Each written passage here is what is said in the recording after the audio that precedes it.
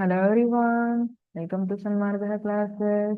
Let us see question number 7 of chapter Work and Energy. 1 kilowatt hour is equal to 1 kilowatt hour is equal to ಎಷ್ಟು ಜೋಲಿಗೆ equal ಇರುತ್ತೆ ಅಂತ ಹೇಳ್ತಿದ್ದಾರೆ. Find out ಮಾಡೇ ಬಿಡೋಣ. Okay, 1 kilowatt is equal to 1000 watt.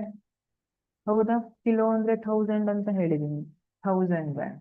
Okay, ಅಥವಾ ನೀವೇನು ಬರ್ಕೋಬಹುದು, 10⁻³ 1000 ಅನ್ನ 10⁻³ watt. ನಿಮ್ಗೆ ಯಾವ್ದು ಅನುಕೂಲ ಆಗುತ್ತೆ ಅದನ್ನ ಬರ್ಕೊಳ್ಳಿ. 10⁻³ ವ್ಯಾಟ್.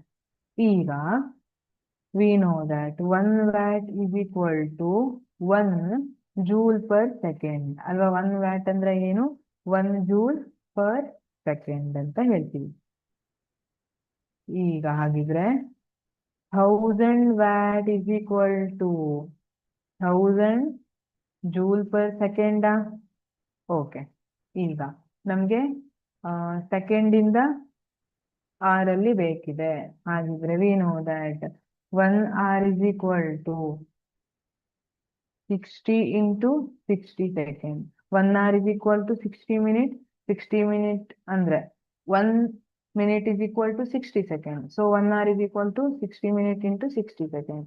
3600 ಸೆಕೆಂಡ್ ಆಯ್ತಾ?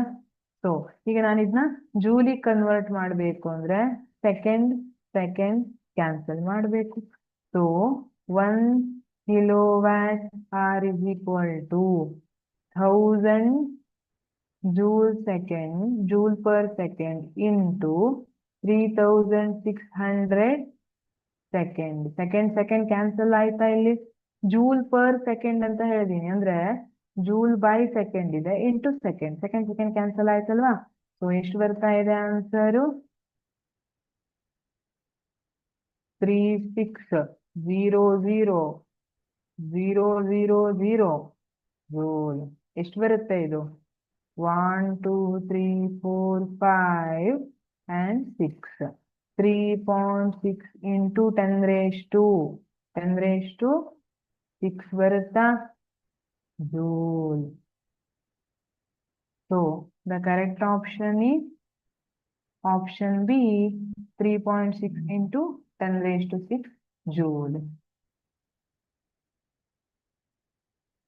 Thank you.